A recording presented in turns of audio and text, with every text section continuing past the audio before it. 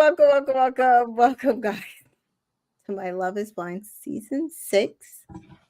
The reunion episode, guys. We are done with this messy ass season. I will say thank you to our regulars for encouraging us to watch and cover this season.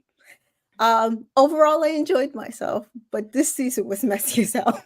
100%. And I think this season allowed Nick Lachey and Vanessa Lachey to be good and effective hosts of this reunion. I think it's because they had so much dirt that they needed to uncover that they couldn't just not do anything. They had to go deep. And so I have to say that this, to me, was the best reunion so far. Yeah. And usually with reunions, I cringe. I'm like cringing, and I'm like, oh, I don't know if I'll fast forward this bit because it's just too cringy. Yes. I didn't fast forward anything. No. I did fast forward one part. I fast forwarded Blitz and Zach's baby shower because I saw it all online. But go ahead. But like I wasn't like paying attention there. I didn't fast forward it, but you were just trying to do it for time, I'm sure. Yes. But I wasn't cringing. I wanted to hear these answers. I was surprised by how well some people spoke about their experience and what they've learned and where they're at. There's one question that wasn't asked. We'll get to it, I'm sure. Yes. I think we both know the question that wasn't asked. Yes. That we're disappointed. I'll say 95% of what I wanted to be going in on was tapped in, and I'm very pleasantly surprised with this reunion, and definitely the best reunion out of all 6 seasons. I concurred. When I was there messaging you, oh my God, I'm so proud of Jessica, Vanessa. I am so proud of them, especially after the last 2 seasons. I was so disappointed in how they handled reunion.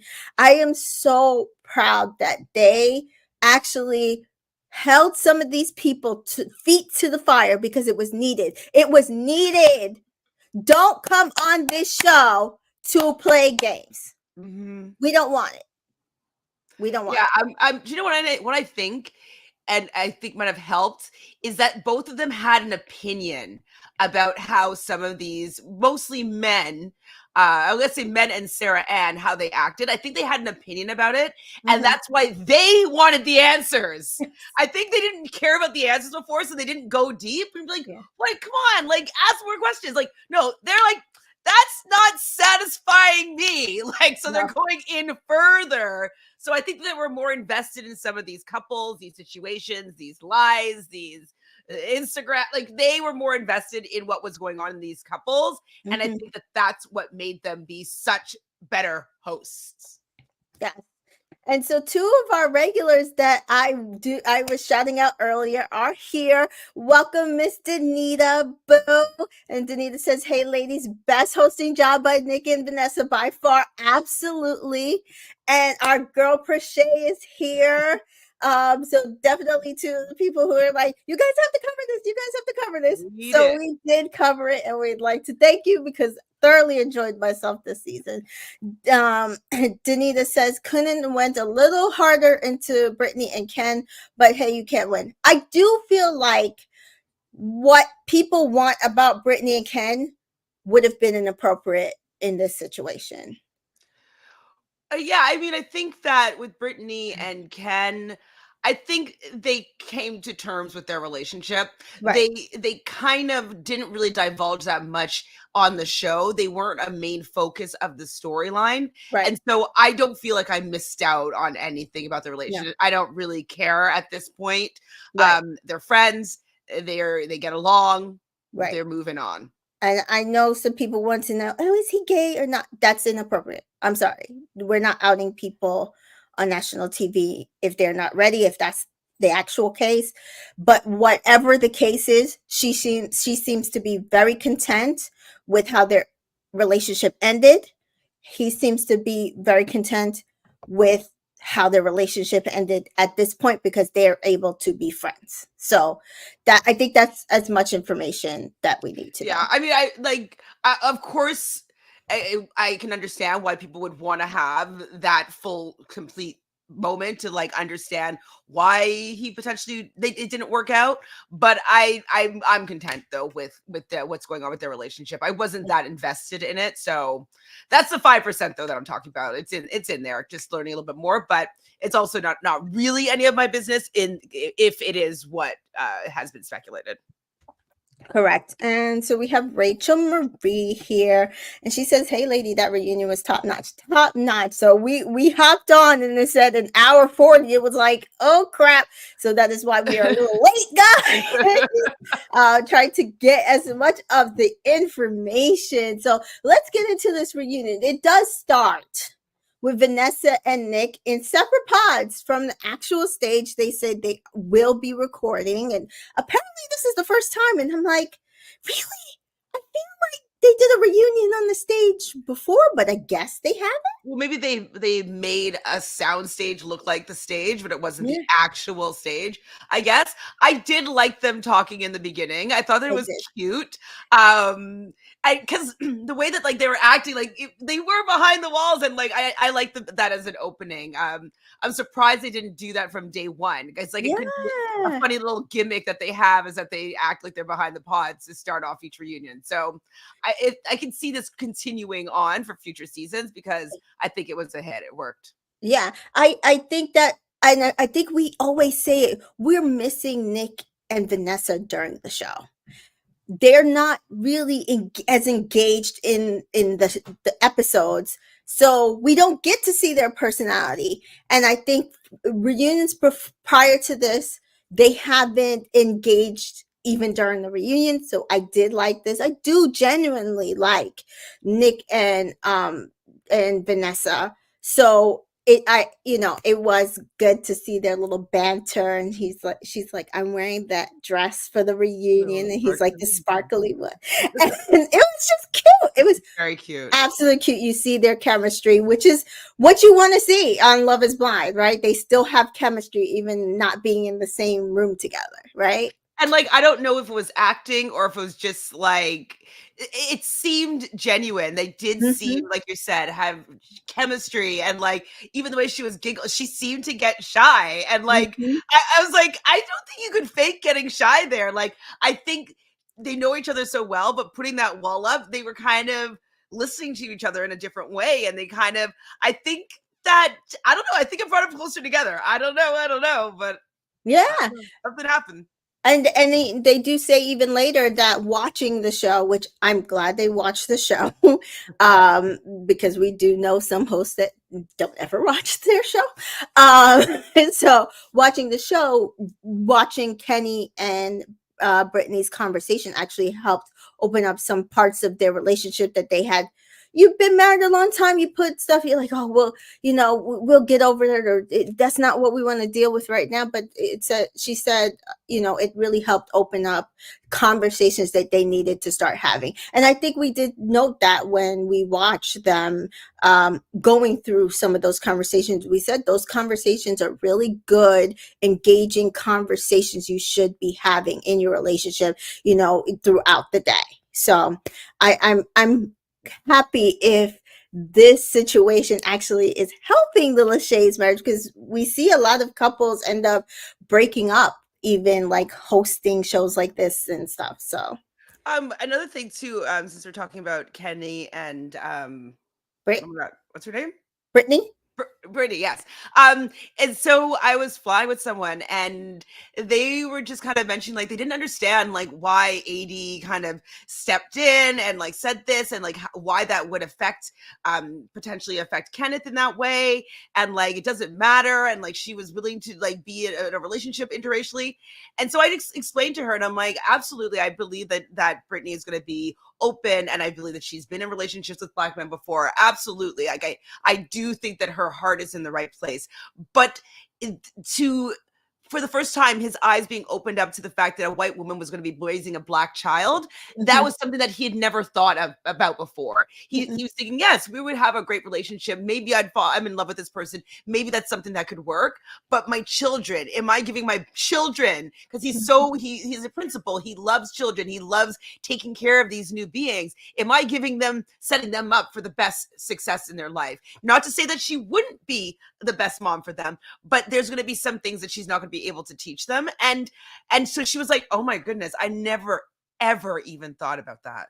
And I'm like, exactly. Exactly. You never even thought about it. She probably never even thought about it. And it's the fact that it's the world that we live in right now. There's some Mhm. things that black children need to learn that she was never going to be able to teach them because she would never have thought about it and she's never have experienced it. And Mhm. so I have to applaud the show for the fact that they allowed that conversation to be on camera, for people to be like, oh, that doesn't make sense. Like, why would that happen? And then Mhm. other people to be like, well, it makes sense to me. I understand why that might have affected him. And It so was a necessary conversation. It was. mhm, Danita does say here that that's why I wanted to hear from Brittany and Ken. The interracial conversations, mm, AD got a lot of slack online for bringing it up, but I understand them not bringing it up. I do feel like, though, if they had made a bigger deal about it, I think it would have made a bigger deal about it, right? I think at the time he explained to Brittany, it's not like AD was coming from a place of malice. She came from a place of love, a love for both of us. And I think if she watched the show, Brittany should be very clear of how AD was approaching the situation. And it seems like all the girls are very, very close to each other, except for Sarah Ann. But so I would think that they probably wouldn't want to sit there and make it seem like there was any animosity about the conversation, because you know why? It was a necessary conversation. These are conversations she should be having. So it's just like, did you have this conversation in the pod? Yeah. I told him, I like Mexican food. Why bring that up? Because it should be a regular, if you should be talking about things you like. You should be delving into certain, yes, this is a harder conversation for some, but it's also a necessary conversation. You don't necessarily have to sit there and go tit for tat on necessary conversations, right? That's how I feel. and I think that the reason why they probably didn't bring it up on the reunion is I don't know if Brittany would have the right words to say. And I think that they also might not have wanted to put her in a position where she might have come out looking worse Right. unintentionally. Like she Yeah. could have easily said the wrong thing Yeah. in just not knowing how to navigate that conversation specifically. So I think that they might have avoided it because it's so heated. Mhm. You know, I feel complete with I understood why, like how that conversation went down. I feel as though like if they came to her with that, because she didn't really handle that conversation in the moment that well. I Mhm. feel like she was kind of tripping over her words a little bit, and I think that they were maybe protecting Brittany a little bit from that conversation because I just don't know if she'd be able to respond in a way that worked. I think with Brittany, and I think we said this at the time, with Brittany, she's never going to have the words. She's never going to have the experience until she has the experience. But then she also has to have the man who is willing to allow her the experience. Hmm. And so at the end of the day, anything she says is theory. Anything she says is theory. And so do I appreciate the fact that she says, I don't care, right? Like, I will love Yeah, you it's great. regardless. Love it. But at the end of the day, it's Well, theory. it's kind of like the Charity and Joey situation. If Yeah. you guys watched The Bachelorette last season, Yeah. she kind of asked him if he's ever been in an interracial relationship, and he said that he had not. Right. And it's something that he never really thought about. And he loves who he loves, and that's enough. That's fine Mm-hmm. for him. Mm-hmm. Like, but it's not necessarily fine for how the black woman's going to be treated in the world or your children combined. Mm-hmm. And so that could have also played a little bit into why Charity didn't feel comfortable with her partner, because she wasn't necessarily sure if this man was going to be able to bring up Black children. Mm-hmm. Yeah. I mean, at the end of the day, I And you think don't want it's to valid. chance it with somebody, just risk it. His answers were just inadequate. Oh, we'll see when we go through it. Now look to you to show me. Nope. No. There are books. There are movies. There are lots of things you can read, watch, and have discussions with other people to get to that point. So, but we do see that Vanessa goes to the women. They're in the women's quarters, and Nick pulls the men. And they do mention former contestants will be on stage, and former contestants include Alexis and Brennan. I'm sorry, I did not watch season 3. Colleen and Matt, season 3. So I think they're the only two sets of couples that are left from season 3. They do have Kwame and Chelsea, season 4. Brett and Tiffany, season 4. And they are 2 of 3 couples that are together, I believe, from that season. I think Zach and Bliss are the only other ones, and we know that that Bliss is pregnant, and so then also they had Gigi from season 1, who was there with her baby daddy, Blake Horseman of The Bachelor fame, and we do have Izzy Zapata, I think his last name, and Mike. I don't need to see him. I don't know why he's a star. Izzy, I forget what season he was on. I think 2 seasons ago. Last season. No, so season 4. Season 5. So season 5, and then Micah was the same season as Kwame, Chelsea, Brett, Tiffany, and Zach and Bliss. Wait, so you don't remember Izzy? Izzy, I blocked him out of my mind. You don't remember that whole? Oh my God, there was. I blocked that man out of my mind. Every time people bring him up and they're like, "Oh, he's gonna be on Perfect Match," I watch this man online with his girlfriend every day. I don't care that this man's gonna be on Perfect Match. Somebody explain that to me. I mean, I don't. I wasn't a fan of him or how he treated Johnny, and I'm not a fan of him. Yeah. So that's why I'm wondering, why are they making this guy famous? I don't have a clue. Rachel Marie says, I am not a fan of all the cast they brought back, but I'm glad to see Brett and Tiffany. Loved Brett and Tiffany here. Again, I did not watch season 3, but I'm also happy they did not bring on our season 5 couple.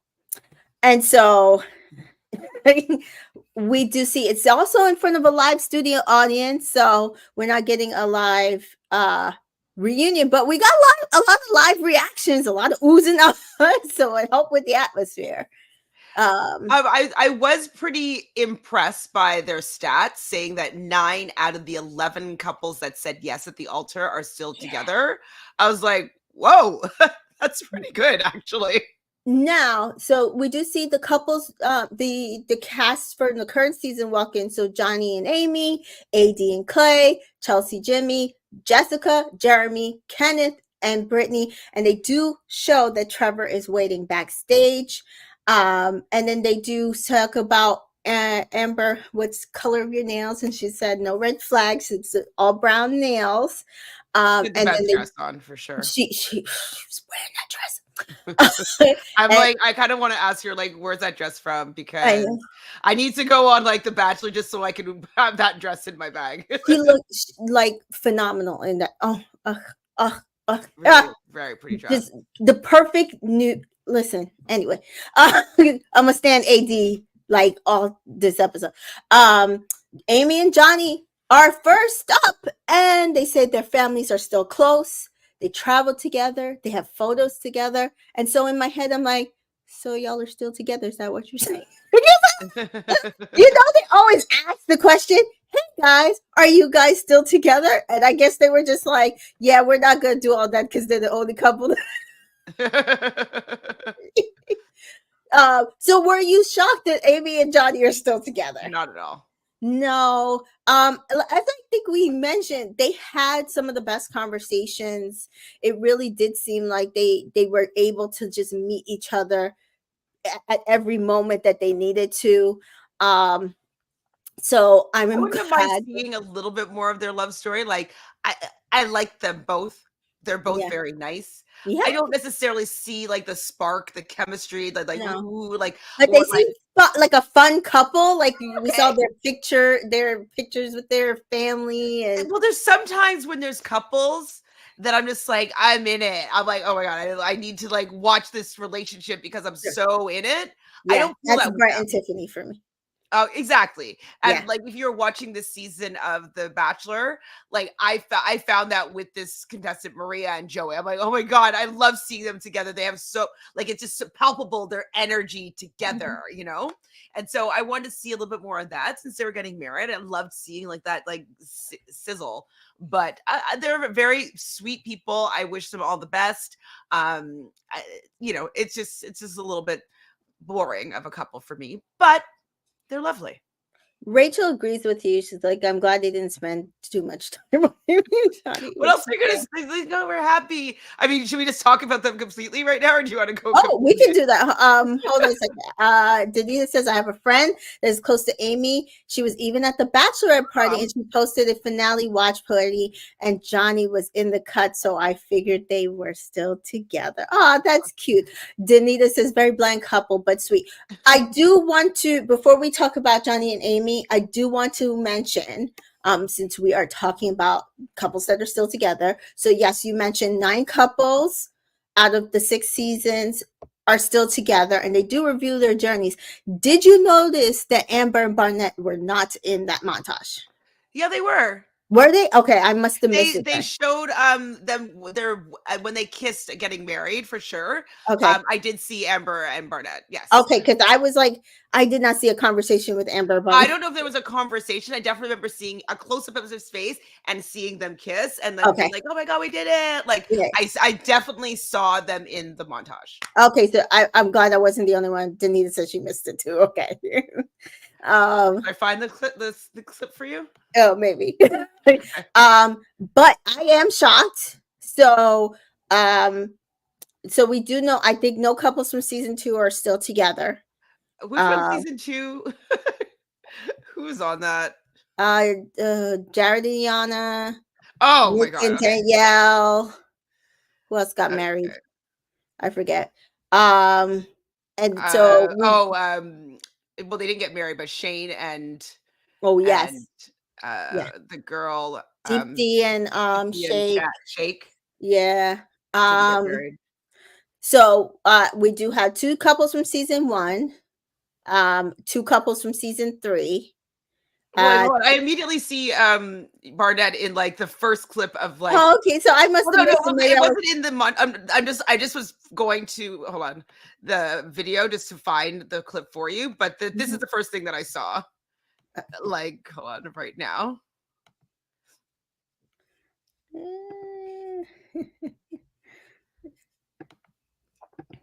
Oh, Right? So that's the first thing that I saw. Okay, and then just pull it away, and then I'll find the other little clip for you. okay. And so 3 couples from season 4. Oh wait, shit! That's actually one. It went back to one. Never mind. Uh, It went back to episode 1, so that's not going to make any sense. oh, the season 5 there's 1, season 6 there's 1. So yeah, 9 couples. So I actually was shocked. And to be fair, very similar to Married at First Sight, there seems to be a lot of couples that are still together. If you know, but the track record of how many couples like were, came in and whatever, it does feel like the track record sucks. Well, they Overall. clearly said the couples that said I do. Right, right. So Danita says, wasn't season 2 the start of the lawsuits? I don't think Liv is fun even wants to touch them, or season 5. Yes, season 2 was the start of the lawsuits, but none of those couples were together anyway, so they were never going to talk about them. Season 5, there's only the one couple, and again, I don't think that couple, they showed them, but I don't think that couple does them any favors. I'm sorry. I do not. You're not a fan. That is not their success story, personally. Well, why do you think that they weren't there? Is my question. I am surprised because they seem to try to uphold them as like this exemplary couple. I personally do not think that couple is popular. I don't. I can't for the life. It's kind of like Sarah Ann and Jeremy. If they got married right now, I just can't see them putting them on the stage like Gigi and Blake and be like, oh, look at them. They're a exemplary couple. Like, he totally screwed over Laura for her. So yes, let's talk about Amy and Johnny before we get to the mess. So they do give a highlight from their first year. We see photos, we see a cooking show, we see them at New Year's. He's helping her with her hair. She has like a little scrunchie tangled and tied up in her hair. And they've been traveling. They showed a very lovely photo of them in Paris, and they ask, what is it about him for her? What is it about her for him? And she says he's there for her. He says she's there for him, and she says he's gentle and loving. And they asked, do they have any fights? And they said they have disagreements, but they haven't had any fights, which is good. I mean, they're newlyweds. I would hope that they're not fighting. I mean, what would they be fighting about? I don't. Correct. They're not really that argumentative of a couple in general. So I'm happy that they're not fighting, of course. But like, what would they fight about? Yeah, and they did note, I forget where, that Gigi, so when they had a question and answer portion from the former contestant, Gigi asked, was condoms not an option? And we find out pretty much what we basically know about most of this country. I'm not sure if you know this, Chantal, but men don't know about birth control. It seems like not at all. It seems when he was, well, was he maybe a virgin? Because he said, I found out a lot. I didn't know a lot of things. And you would think that the one thing that he would know would be about condoms, right? Right. Like out of everything, like I can understand him not understanding a woman's cycle. I understand him not knowing about the pill or the IUD. I can understand not knowing about a diaphragm and like all the female contraceptives. But like, you'd think you would know about a condom. True. Is it like, I feel like that's what you learn that in sex ed. You learn what a condom is in sex ed, at least. I don't know. Some parts of this country. Really? Yeah. Really? I mean, maybe I'm making it up, but I feel like maybe we're progressive here in Canada. Yeah, no. Yeah, there's some parts of this country, of America. No. Rachel says, I think he knew about condoms, but not about birth control. Okay. Right. Well, I mean, I think it's what we are seeing nowadays with that age group. There was just a point of sex ed. That they don't have sex ed anymore. Is that what's happening? They don't have the budget. They not even they taking it out of the schools. It's wild. Yes, very.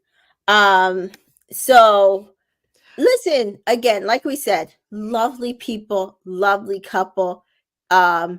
Amy looked amazeballs. Yeah, she's stunning. Stunning. Red lip, red dress. She looked like Jessica Rabbit. Absolutely. And her hair, gorgeous. it's just like yes, that was cascading. It was gorgeous. I could have done without the TikTok of her being his hands. Oh, the cooking show. That's what I call it. A little bit long. Yeah. Yeah, see Rachel saying it. Yes, some parts of the country don't cover it, and some parents have their kids opt out of it. Yeah. Why would they opt out of it? Oh my god, people are so dumb. Sorry. So, Like education doesn't mean it's going to your kids are going to have children like babies. You know what I mean? yeah, some people think that that's what it means. So yeah, so lovely couple. So happy to see they're together. I hope they last forever, but they do seem to be made for each other. So like as that I was pointing out that Amy said that she never had to go on birth control. He never got a vasectomy. She was not forced into anything, which I know a lot of people I was were worried. concerned that she was compromising her personal body just to appease what he would prefer, and so Yeah, I'm happy that she clarified that no, she's not on the pill like yeah. she wanted, and they figured out alternatives. So Yes. that's great. Yeah. And so she's like, otherwise we would been on two separate sides of the couch. And I'm glad that she made that clear. Listen, there was no way he was forcing me into doing something I did That's not really want good. to, I mean, which she's I also a loved. fire sign, so I'd Yeah. imagine that she's gonna do what she wants to do. Yeah. I love that. And so that was them in a nutshell. We didn't really, again, it would have been nice to see more of their love story, but again, this is a messy ass season. I'm not sure if that's what they were going for. I mean, we've given them more time talking about them right now than they got on like the whole season. So Yeah. So we do go back to the former contestants, and Gigi talks about her baby boy with Blake. I And found it really interesting though. I mean, I really like Gigi. She was a big star of season 1. mhm, But it's just a little bit weird that she's like the poster child for Love is Blind, but her partner is not from this franchise. Do you think that they're trying to bring the Bachelor Bachelorette audience onto Love is Blind? Like, why do you think that she was such a focal point of her love and her relationship when it doesn't really have anything to do with Love is Blind, except for the fact that she was on the show previously? I can't remember, how did they meet again? Did they meet at I think they met on what's that show? It wasn't X on the Beach, but it was like that MTV. All I think it was All Shores, maybe. Oh yes, All Star Super Shore show. Yes, yes, you're right. Okay, so I mean they've just kind of really crossed over to all sorts of. He's ABC. They went to MTV. She came. She was just about to come back to Netflix to go on Perfect Match. I just think that they're just You know how some people are just reality TV. Personalities, yeah. Yeah. So I think in any way that Netflix could get them, and you know, I also feel like they're like the type of people they want people to accept. Like, oh look, she came on the show and it didn't get her love, and she got maybe a little screwed over, but look, like she went on to do other things and become big, and then she met this person who was also big. Like, you understand what I'm saying? To be honest, though, like I think that that's why we're getting so many of these people that want to come on for the fame. They're like, I don't really care about Love is Blind, but I just want to get on Perfect Match. Or like, I don't really care about Love is Blind Yeah. and what I do to this person that like I'm committing to marry or to get and be engaged to and potentially marry. I'm just going to do it so I can get asked to be on other shows. Like that's I don't want people to be thinking that, because that's what's been so hurtful for some of these people. Yes, it's caused the drama. So the TV show has been created, but I don't know if that should be what's like focused on, because I don't want more people that are just fame hunting and clout chasing. Yeah, so it's kind of like slapping people on the hand. How dare you say this is for this, this, and that, but also saying, "Hey, Blake Horseman could come and sit in that other seat. It's okay." I have to say though, I felt that he was like, uncomfortable by like how bad some of the drama was. Because like he was involved in a little bit of trouble on and drama on the Bachelor series. Mhm. So can't remember all the details fully right now, but Kaylin and him had some sort of fling thing at Stagecoach, and then he was also talking to this other girl, Christina, and Kaylin wanted him to come over, but he knew that she wanted more from him, and he didn't want that much from her. But like she kind of coerced him into coming over, and they slept together. But he still didn't want to be with her, and so like it was just like a whole big thing. And like he left like the Bachelor in Paradise like. He might have even been crying. Like he was upset. Like he was like, I'm away from these shows completely. So that was his big drama. And like he had to face Kaylin, he had to face Christina, and he hated having all the heat on him. And when he's watching what's been coming up, he was just like, I felt he was just so uncomfortable. He's like, oh my God, what are these men doing? Like, and the fact that he was getting roasted for what he did, and these guys did like a million times worse than he did. I felt like he was uncomfortable watching. Yeah, I don't think he knew what he was doing when he got put on the stage. Danita says she was liked by them, and Blake is a big name. I do think Gigi was like, I mean, to be fair, I will say, I like Gigi. I liked her she was cuckoo for Cocoa Puffs season 1, but she brought the entertainment. I liked Gigi. I still like Gigi. I do agree that it's a little weird that they've decided that her and Blake are some sort of the exemplary Love is Blind. like we kind of started off with just them, and you're just like, who? It was just like you gave a whole segment to Gigi and her baby with Blake. So we do see that they're expecting a baby boy. They are not telling the name. Apparently, they are holding on to 2 names that they want to see when they're born, but they have stuff with 1 name on it, and it was a little weird to me. But listen. She's glowing. She seems happy. I am happy for her because the last time we did see her in a Love is Blind setting, she was pretty much getting screwed over. So, I mean, that guy, Damien, was like the worst. It was terrible. So yes, happy for Gigi. I agree. I'm not really sure that they're really giving the correct lesson here with her storyline. How far into it was when they did the montage? I can't find it. It had to be. So it was after Amy and Johnny. So it was near the beginning. Oh, it is near the beginning. Yes, it was like right at the beginning. Okay, that's why I'm like only looking near the end because I thought it was like okay, there it is. Okay, thank you. Sorry. So then we do see Jeremy gets asked what he's up to and is he seeing someone, and yes, I'm seeing someone, and the someone is Sarah Ann, as if we did not know. To be honest, not trying to be a hater here, but I thought Sarah Ann was more beautiful on the pods, on the show. Like however she did herself up, I thought that she was the least beautiful that I've seen her, and I just thought it was interesting. It was like the time when she was coming out to be like, this is my man. Maybe it was just her attitude made her look less attractive to me, but I thought that she did not look as good as she usually looks. Like she's obviously beautiful, but like I thought I've seen her look better before. Her skin was glowing. I like the little glitter going on, but she did look. I just don't feel like she's a happy person, huh? So maybe I don't like her hair up. Maybe I was gonna say she does not look happy, and then on top of that, I just feel like the hair up is severe.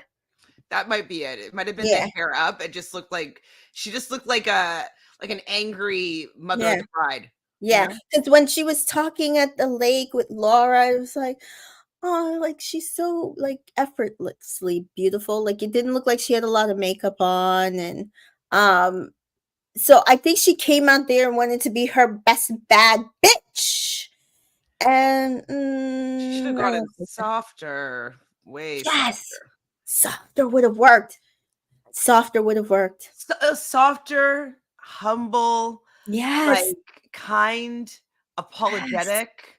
Yes. Like I handled everything all wrong. I really like this person, and I got defensive over the fact that I went about it the wrong way, and I knew that it was wrong how I did it, but I'm sorry. I just was following my heart, and it was leading me down the wrong path with how to treat you. I'm so sorry. I please hope that you can forgive me. That and literally was her by the lakeside. You literally just She reenacted it, and I almost believed her. I almost believe. I can understand why Laura forgave her at that moment because she really did seem sincere. She did. Well, there's a few parts where I was like, you were good, and then you had to keep on going. That's what when you talk too much, sometimes it's an indication that you are lying. Yep. You are lying. And so, she kind of went to again and again and again and again, reiterate and this and how and it was. I was like, okay, we heard you the first 3 times. Yeah. Like that's why I just don't believe it's true. I think it was more rehearsed. Yeah, but I think that's also what Laura came to. I think she also felt that way. Like at first, that it felt real and it felt genuine, and then she kept going. And it's like, nah, y'all came up with this story. That's what she said, right? Like you guys got together and came up with this story and tried to snow me, but y'all really screwed me over. Mm-hmm. And she's not wrong. So they do live together. I loved when Vanessa said, so Laura did share her location with us. And that she is in Spain for work. And that she is. What does she do again for work? Do we remember? I don't remember. I have to look it up. You know what? Let me see if I can look it up. And so she, she is there to chat with the cast about it via Zoom. She looks gorgeous too. And what I have to say that, a lot of like you saw at the lake house that Trevor was like, oh, she's mean. And like, they're kind of painting her to be this big bad like woman, and like it made sense why Jeremy didn't want to be with her anymore, like that kind of like they're kind of painting her that way a little bit. But I had to say I thought she spoke really well. I thought that she had her facts straight. I felt that she very clearly indicated how she was feeling and what she feels that went down. I do think at times she like she took some things and she agreed, or she's like, okay, I'll accept. Like she, for the most part, I'd say like 98% of it, I thought she handled pretty well. There's a couple of low blows that I think that she didn't need to necessarily do, but I'd say for the most part, I was impressed by how Laura handled Jeremy and Sarah Ann, because I would be a lot worse than she is. I would be saying a lot more shitty names and like. I mean, and she said it. She said, I should have met you at the door. Yeah. And she should have. You should have. But he would have used that. He would have used it. Yeah. She gave him a lot of concessions. People aren't giving Laura enough credit that she emotionally and kindly gave this man concessions. And she's like, listen, I know I'm not perfect. I know we had our ups and downs, but I really truly believed that we were going to get married. And I can see it. I can see it because the way she handled him, I really do feel like she would have, if she didn't feel that way, she would have handled him different and just went full TV, right? And like it was nice to hear her say that, because I don't know if you, so when Laura came in, and I think I messaged this to you. So she pops up on the screen and everybody was applauding for her. And Sarah Ann turns to Jeremy, is like, oh, should we applaud? Should we applaud? And he's like, no. Why shouldn't you applaud? I didn't see like, that. She didn't do anything to you. Like, to not want to applaud her. Like, she endured your bullshit.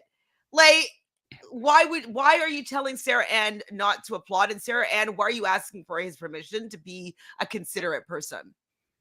That's absolutely ridiculous. So here it says that Laura is referred to as a business development manager on the show. One of her work profiles says she's an account director. And then according to her Instagram, she's account director at MWC, an events company. So that kind of makes sense why she would be traveling. Yeah, on location. So, listen, so lucky, man. That man is so lucky. She does. They do talk about his former engagement. He says it's not true. But I couldn't figure out what he was saying wasn't true because he He was said that engaged. he was engaged. I think that the timeline, I think, is what he was disputing.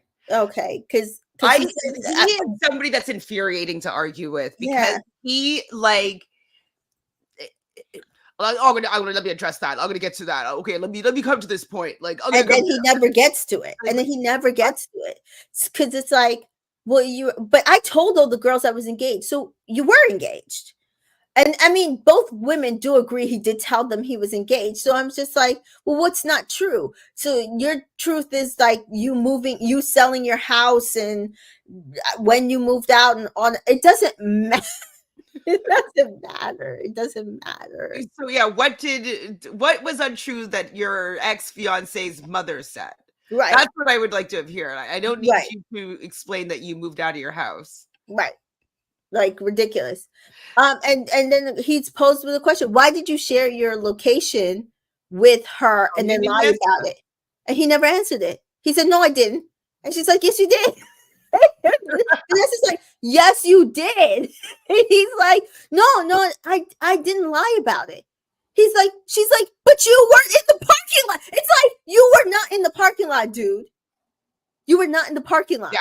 You're not in the parking lot. You started to explain to her that you were in the park and around the alley, around the back of Lost and Found, but like you were not found there. Your location was not found at Lost and Found. It was found at Sarah Ann's apartment. And it's not even the fact whether anything inappropriate happened. What was Right. inappropriate is that you lied. The lying was where the inappropriateness happened. Like the fact that he's just like, nothing inappropriate happened. Did you kiss? No, we didn't kiss. Did you have sex? No, we didn't have sex. Nothing inappropriate happened. You know what inappropriate happened, Jeremy? You lied about it. Right. And then trying to make it Really Laura's gaslighting. well, she didn't come and confront me. She was still sleeping. If she was up, I didn't know because she was still sleeping when I got home. So I What waited. was that? What was that argument though? I don't even understand what his point was. So okay, let me just try to piece this out so I can understand. So he's saying that she didn't know that he stayed on the couch because she woke up at 9:30 in the morning. Is that what he's? I'm actually asking. Why were you on the couch? She's like, he was hiding on the couch. No, I wasn't. No, I wasn't. So then why didn't you go upstairs to bed? Why didn't you go upstairs? You already shared your location with her. Nothing happened. There should have been no guilty feelings. Why didn't you walk your ass upstairs, kiss her, lay in the bed, and then when she wake up, hey, I want to talk to you about something because Even I'm trying to think if this same situation happened to me and nothing happened or whatever, I wouldn't just share a location.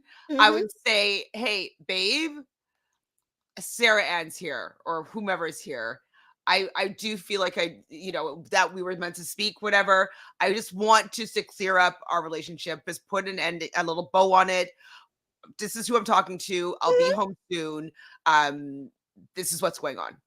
Lay that out. And then it might be annoying to her that you stayed up talking to your ex for, 5 hours, whatever. But you told her that that's what you were going to be doing. And so then you wouldn't have to feel any guilt about laying and sleeping on the couch. You could be like, okay, I get to bed. I did tell you it went longer than we thought. I'm sorry if that makes you uncomfortable. Like we just had a lot of things to get off our chest. And, we had a long time when we were in the pods and we just needed more time just to hash out what went on and how our relationship dissolved. But when you combined So the text and then that situation, it's all sus. It's all sus. It's all And so he never even really clarified when Laura was like, well, then why did Sarah Ann say at the lake house that you said in that 5-hour, not inappropriate conversation, right. that he made it clear to her that he planned on breaking it off with Dumping me. Yes. So, I mean, I would feel like that's a bit of an inappropriate conversation to be having. If nothing inappropriate happened, I think that's inappropriate, that conversation. Yeah. I mean, you having that with Sarah Ann before you have that with Laura? You made it completely clear to the other women before you ended your. Can you imagine what he did to the engaged person outside the? Probably went on Love Is Blind and she found out that their engagement was over. He's like, I was moved out and unengaged for weeks. Okay. In his mind, but he probably hadn't told the girl. Exactly. To me, this feels like a case of this man's MO. So good luck to Sarah Ann. I mean, the fact that she thinks that he's a prize and she wants to stand by him and hold his hand, like, it's so embarrassing. Like, this, I would be mortified if people, even if it wasn't true, if they thought of my person like that, I'd just be like, I don't know if I want to be defending you. Yeah. You're embarrassing. Now she says that apparently Laura was that he didn't pick her because Laura was in the pods talking shit about her and called her a pick me girl. And I was like, if that's what it took for him not to choose you, and then you came back around to him, slap yourself. But it's also like, pick me's are always like, I'm better than all the other girls. Like, Right. that's why, like, and that's exactly what she's doing. She's like, That's Laura's exactly me, right. Laura's this, Laura's that. I'm amazing. Pick me instead. Right. I can't even deal with the fact that you picked someone else over me. So I am going to put myself in a position for you to choose me. She's not a girl's girl at all. Not a girl's girl at all. And like, it's funny when people that are actually not a girl's girl get so Mhm. offended by people calling them out on not being a girl's girl. Mhm. It's like, you're not. Like, clearly. And the fact that they got called out too when they're like, well, you don't hang out with any of us, and when you hung out with us, I think they were talking about Jeremy, or both of them, I guess. Mhm. They said that they were broken up whenever they saw each of them or whatever. They're broken up. Yeah. And so then he's like, when? Tell me when. And she's like, well, the 2 times. The 2 times I saw you, it was once. The 2 times I saw you out, you told me both times you guys had broken up. Well, I mean, we've had our ups and downs, like, but we're like in any normal relationship. It's like any normal I relationship. want to be in a normal relationship with you. But you just said it was one time and you weren't broken up. So which one? It's like he can't even keep his lies straight. That's why he needs that paper and pen. So I saw his TikTok where he was rebuttaling these claims that were made by an ex of his, and another. I saw you watched it, right? No, I didn't get to watch it. So well, it's this one. Like, apparently he was a little bit more aggressive. So I would find it on TikTok. His response, I think, is a 5-parter that his ex-girlfriend did about their relationship and how he was definitely not a good boyfriend to her, that that she did have to call the police on him, and his rebuttal about the police being called on him is like, there's no report, there is no police report. If what I said was so bad, wouldn't there be a report? Wouldn't I have been arrested if what I said was what she said was true? And it's like, all she would have needed to do was be like, no, I didn't mean to do it. All she needs to say is like, I'm sorry, I didn't mean to do it. I'm lying. Like, she could just have to say that and the police would have to believe her. From what I know of those situations, I've never been in one of myself, but like, you can stop someone from getting arrested if you say like you that's not true. And anyways, he was trying to refute the fact that she did say that they were saying pew pew on the internet, so they don't actually say the G word. So that he had a pew pew that he was threatening her with at one point. And so then he responds by saying that he had a lot of these weapons that he used for like hunting, and one was like a gift from his grandfather and whatever, and he gave them all in. He gave them out to everybody because like he's so selfless, but he never received them back or whatever, something like that, and he's upset about the fact he didn't get them back. But anyways, it's just that sounds like somebody told him he couldn't keep his guns. Right? That sounds like he got threatened by a law enforcement officer that they would be confiscated unless he turns them in. Okay? I know. Maybe him and Sarah, so I was just about to call her Sarah Palin because somebody else. Maybe him and Sarah Ann are a lot closer in their views than we thought. Actually, interesting. Yeah. The guys are asked about Jeremy and what he did, and they all refuse to talk about him.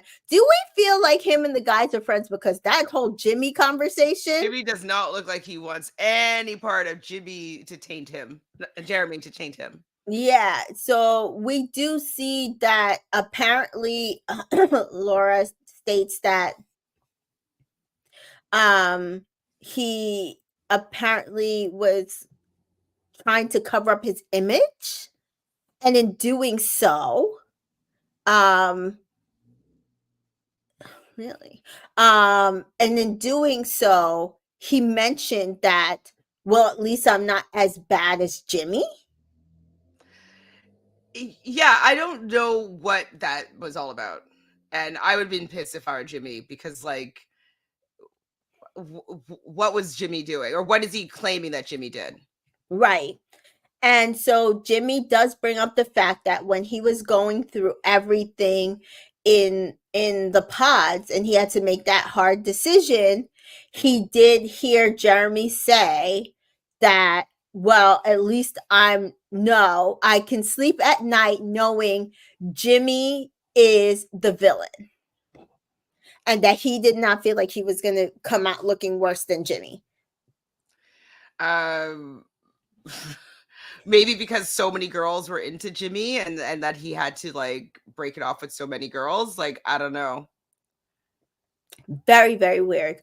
It to me, it doesn't sound like they're friends. Unless, well, do you know what though? It seems like what Jeremy was doing to Jimmy, he was kind of setting him up to throw him under the bus, right? Yes. Like he shows him Jessica's picture so that Yes. like, you know, he'd go and like he would like get in trouble with the, like, it just, maybe that's what he was doing, because Yes. it was him that invited Jimmy out. That like, I don't know if it was, but like I feel like maybe Jeremy was trying to get Jimmy in more trouble. Yes. To like take the to blame take off all him. the blame for the season because he knew he was a shit person. Yeah, pretty much. Prochet points out he's more mad at his guns being gone and not about what she's accusing him of. And ain't that the rub? Because that shows who you are. Danita Like- said, I got the vibe that the guys really don't rock with Jeremy. It feels that way because none of them wanted to comment on anything. I noticed that they commented a little on other guys' situation, but none of them wanted to comment on none of them wanted to touch that situation. Like, Sarah Ann's so embarrassing. What a oh my god, the segment though when they called her out for the TikToks? the TikTok, and Vanessa's just like, so you're basically saying that all these people who are coming in here with open hearts that are looking for a love connection, that it was all just for their entertainment? That's what your intentions are? That's what your moments are? Your motives are? Mm-hmm. And she's like, no, that's not what I meant. It's taken out of context. It's like, what's taken out of context here? You said it. Yeah. That's all you posted. That's all you posted. Like, oh, look at me. I'm here to entertain you guys. Just eat it. Just take it. Are you not entertained? Not by you, really. Like, not by you. And you know, AD points out something that I agree with. Like, you keep apologizing in one way, but it means nothing. You pursued Jeremy. So what was that apology for? And that she doesn't talk to any of the women, and that Chelsea brings up that she unfollowed all the women and then followed all their fiancés. And that's she's so saying, gross. and it's so gross. So yes, pick me. This is the correct usage of pick me, guys. Correct usage. Okay. Chelsea brings she says she feels like she was iced out of a group chat, and everybody's like, no one was mean to you. She felt gaslighted, and that Jessica knew what she was going through, and she defended Jeremy. Well, you're with him now, so why do you even care? Yeah, it's like she defended Jeremy to support you. Or no, to support what's her name? Laura. Laura. It's like he made a decision and it sucks that you're upset about it. Jessica was in the same position as you were. Right. I mean, and Jessica points that out. She says they can all agree that she, of all people, should have had the most empathy, which she did. She had empathy for her, but she just feels like they both handled this incredibly wrong. And Chelsea says that, you know, they just should have handled it better. And so then Sarah Ann starts whining. You know what she's whining about? Her love story wasn't shown. But who said it's like, but he didn't choose you. No, sorry, Vanessa said it. And Vanessa Lachey had to point out, well, I think it's because he chose Laura. She said, oh, well, this was not fake. This was real life. And Laura's like, no, this was my real life. You made a mockery of it. He met all my family. My grandmother, my 98-year-old grandma was supposed to come to my wedding. She had the flight booked, and I didn't think I wasn't not going to marry this man, and you ruined that. And the crazy thing is, neither of you have apologized. Neither of you taken accountability. You just keep attacking me. Yeah, I don't understand like why she's the bad guy. I don't. I really think that they thought that they were going to be able to make her the bad guy, and I think the fact that they haven't been able to. But it's like I think that's how he deflects. Is like he gaslights. Yeah, well, like even his ex, who's claiming that like he SA'd her, like not SA, just AA'd.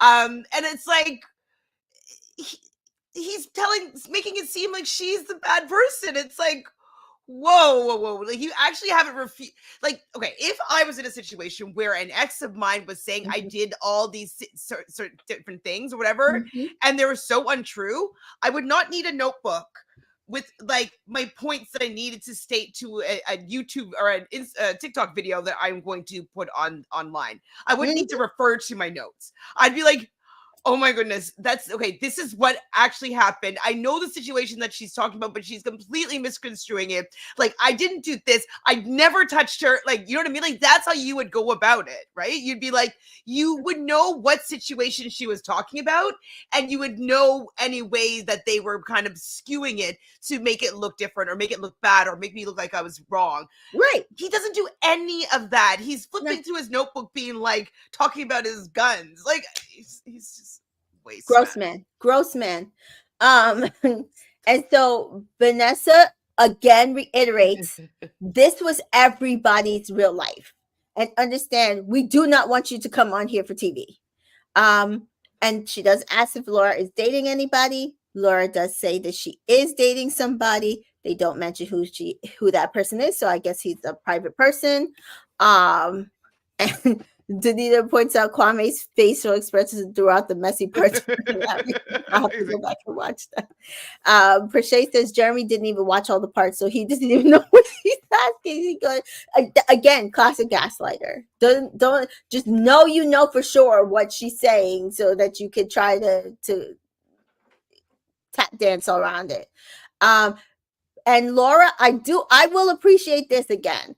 I'm not saying Laura is perfect, but I appreciate that she did bring up the bean dip and did apologize to AD on camera and to Clay on camera for doing the entire thing. And it's like I said, it was a joke between them because they were really good friends that just crossed over into a situation it should not have crossed over to. Well, and then also though, just like being reminded that he like took it so to heart, and he's like, I'm so upset about it. He just like he wanted to sleep on the couch and like punish himself for the fact that and I'm like, he's just such a phony. He's just he's really bad. Yeah, he's not really a nice person. Guy. And good luck to them, because I don't think today was the reunion. When was it filmed? Like a week ago. I give them to the end of the month, and that's just for her to move out. And so I literally don't see this like I don't see them lasting. Sorry. So next up, are we gonna Okay, go before with you go, let me just show you quickly. oh okay. There was a clip also beforehand, Mhm. like of them in the pods, and then there's this clip. So Oh, okay. So that's what I missed. yeah, there you go. I feel like Amber and Barnett do not get as much love as they should have. Considering I rewatched a little bit of their season the other day, and they were a success story. It was a roundabout way. I think it's because most weren't a fan of her. Yes. So I Yes. mean, maybe they don't want to be part of it. Maybe part of the show was She's painful for him. mentioned that I Yeah. heard on Instagram. So that's why I was like, wait, did they not sign off for them to be included? Because I didn't see them, but I am glad that they were included. They are a success story, and congratulations to Amber and Barnett for continuing to love each other, just like our Lauren and Cameron from season 1. So I'm happy for them. Next, we have the mess that is Trevor. Oh, Rachel says Amber and Barnett had immediate chemistry. I actually like them. I that's what I'm saying. I rewatched it and I was like, oh wow, they really did hit it off. I just think it got messy, and it was like he was torn, and then she, I think she was like the Laura of the situation. So like I think that's what Jeremy was going for. Like, oh, like she's not your typical, next door sweetheart, so y'all can hate her. But I do feel like they had a love story. And Danita says, I agree, Chantel, if Amber were more liked by the public, it would be a different show. Yeah. So we do have Trevor coming out. So I will give Trevor this, and I will give him shit out. He showed up. Because Matthew's ass didn't do it. Matthew's a loser. Sorry, and Matthew's a loser. He didn't show up, right? Yeah. That's soft. That's soft to me. Like Matthew had the audacity to be a dick on TV, to play around with 2 women, and then not show up to the reunion to face music. Like, I think that's whack. Wow. All right, go on, Trevor. But Trevor first, that is all I'm giving his ass. He was completely ballless and smileless. Yeah. In this segment. He basically didn't deny. Well, he did deny. He said that, well, like, we were in a really toxic relationship, toxic couple, and she knew that I was coming on the show, and that, like, if I had found somebody, then I wouldn't be going back to her, but I didn't find somebody, so I went back to her. They confront him about having a girlfriend on the show. Mm-hmm. They read the actual text. Dude, they put the Bings on it too, like an iPhone. And this is Trevor the entire time. Can't even look anybody in the eye. Can't these men just be like, I went on the show for clout. I didn't mean to. I think I would have respected it more. Like, guys, listen, I fucked up. I did come on here. I didn't realize how serious it actually got. I thought it would just be, I didn't think that I would be getting close to going to the altar with anybody. I just didn't think that it was going to happen. And I'm so sorry that I put anybody in a particular situation that I could have maybe broken someone's heart in a way that was so much more damaging. I really didn't think this one through, and I'm mortified that, it's come out this way or whatever. And I did this, whatever. Yeah. Like, grow some cojones. I think they're all under 30, right? So they're still babies. I thought he was like one of the oldest ones too. Is he? Let's see. Then it's gonna be like he's 24. So Trevor, they asked Trevor, what does he have to say for himself? Did he have a girlfriend? And he's like, AD's like, nah, man. Say that shit with your chest now. You said all that shit on those texts? Say it with your chest now. Yeah, what was the name? Pumpkin? Was that she's calling him? Something like that. Yeah. Hmm. Trevor's like, I had a whole thing planned that I was trying to say. So say it. If you're so not guilty. He's like, well, technically, I was not dating her. Nick and Vanessa are like, you said you loved her. Mm-hmm. I love you. Can't wait to be coming back to you, coming home to you. Love you. He's like, well, this was the part that was probably the close to grossest for me. Well, she was the type of woman I would have gone for in real life. But I came on the show as an experiment to find somebody different that I would not go for in real life. Oh my God, these people are just ridiculous. Gross. Yeah. Gross. You are gross, Trevor. I'm sorry I ever felt sorry for you. I'm sorry I ever gave you any accolades. You are the worst type of human. Jeremy's still worse to me. True. But sorry. But because I think that Trevor is somebody that could be reformed. Mm-hmm. I think that he had a big idea. I don't, maybe I'm being snowed by him. I'm not sure. I don't know him that well to have a full assessment of his character, but I feel that he's somebody that might learn from what he's done here, Mm-hmm. and may choose to do things differently next time. I feel with Jeremy, this is who he is. And I think that he will continuously do these types of situations over and over again. And so that's why I would say that Jeremy, to me, is a more despicable person. I think that Trevor is salvageable. So potentially, like, Trevor came up with this lightning bug of a plan. You're like, okay, baby, I'm going to go on this show and I'm going to get famous so we can like open up a gym. And we're going to live the life. And then it didn't work out and he just doesn't know how to cover his ass. Got it. I feel like he's just dumb, you know, like I think he had I'm go on this show, like, okay. And it also seems like the producers don't seem to care if somebody's in situationships, dating somebody, like not ready to be in a relationship. It doesn't seem like they're vetting people that really want to be there for love. So I'm also going to put some of this on production and casting for allowing someone that wasn't fully there for the experiment to get on the show. So Chelsea of Chelsea and Kwame fame didn't seem too ashamed. So I'm assuming that she wasn't part of this casting. I think so. She didn't look ashamed. She was like, I'm casting for Love and Blind. And I was like, girl, did you see this guy? Maybe she's like, so I can maybe fix this up. Yeah. Because she did mention when she said that, like, you know, I met so many people that like are looking for love with amazing stories, So like, hopefully she is going to more so be looking for people that have a love story to tell. Absolutely. So Rachel says the Trevor segment was one of the most uncomfortable reality TV moments I've ever seen. It was terrible.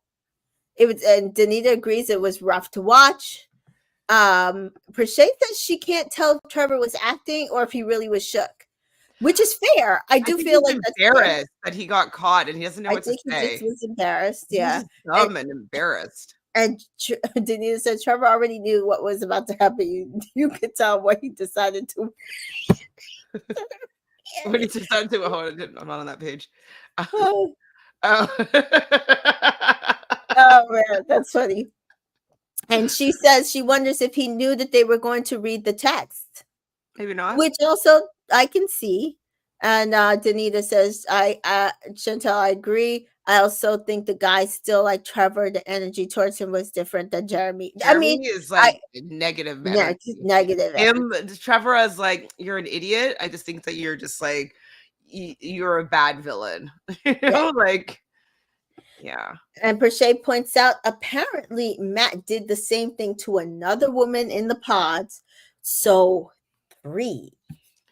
Wow. Well, speaking of Matthew, should we talk a little bit about the fact that him and AD went on a couple dates?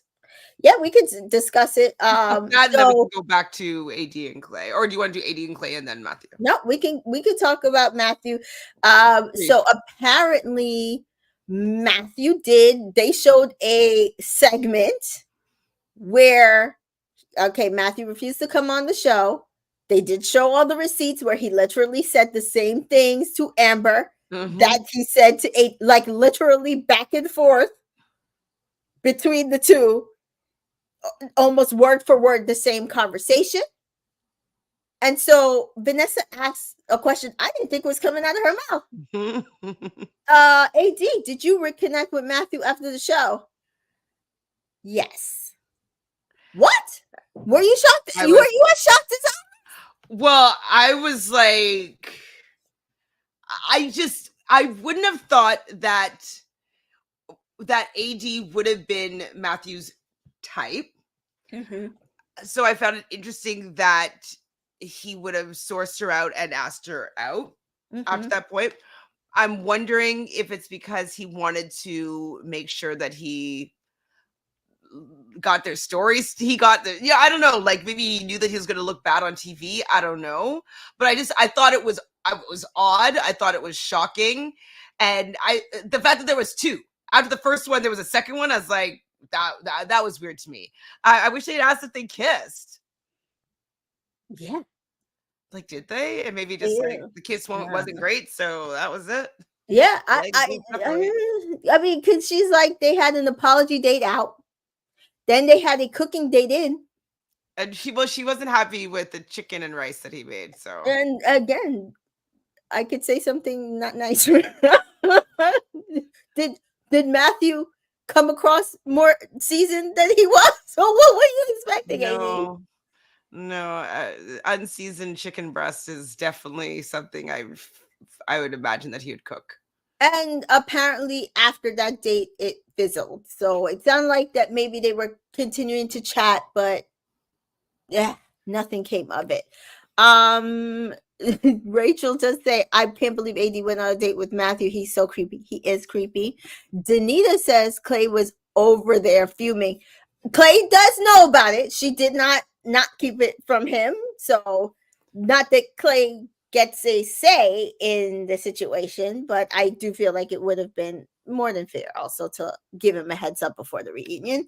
And Prochet says Clay was not going for it.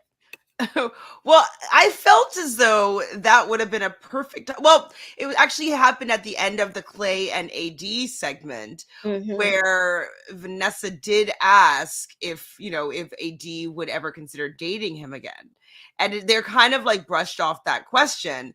And I was like, you got all these TikTok receipts? I want the receipt for Christmas time, or Thanksgiving, whatever that was. We never had them address that part, but let's talk about AD and Clay. So yes, AD and Clay, they're posed with what happened after the show. And AD says weeks went by before they actually spoke because she had nothing to say to him. And I was like, yay. I was proud of her. He said he felt like it was respectful to give her some time to get over the heartbreak. He realized that he really screwed up. But they're asked who contacted who. She's like, him, duh. I was in contact him. And he said, yeah, there was a lot of messages that didn't get responded to, but she finally did respond to one of his messages. And what was it like to watch it back? And AD says it was a rough time watching it back, especially watching herself have a meltdown, and that she saw how much love she had for him. And Clay was like, it was like being a fly on the wall to all their conversations, just even seeing AD be so excited to be with him in the pods. And he does apologize. Again, he says he's apologized to her, prior to this. He apologized to her family prior to this because he realizes how much what he did wasted both her time and disrespected her. And he's asked if he would have done something different. And he said that he just couldn't get out of his own way. That's what he had been struggling with since in the pods, and also struggling with whether he was a good person or a bad person. And he feels like AD navigated him so much out of it and uplifted him every single time. He said AD just gave to him so much, and he just could not see that he was deserving of what she was giving. And so he says, though, that AD is the love of his life. And he said he made a mistake. And he keeps saying she is the love of his life. I Do think you believe him?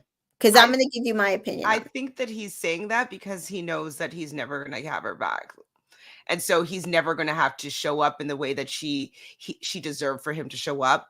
Like, I think he knows that it's over. And so now he can be like, you're the love of my life. I wish I'd said yes, because he knows that it's never going to happen. And he's not going to have to, come be at that step again where he's going to have to be in that position. So I do feel as though he believes that he would have been a shitty boyfriend to her. Mhm.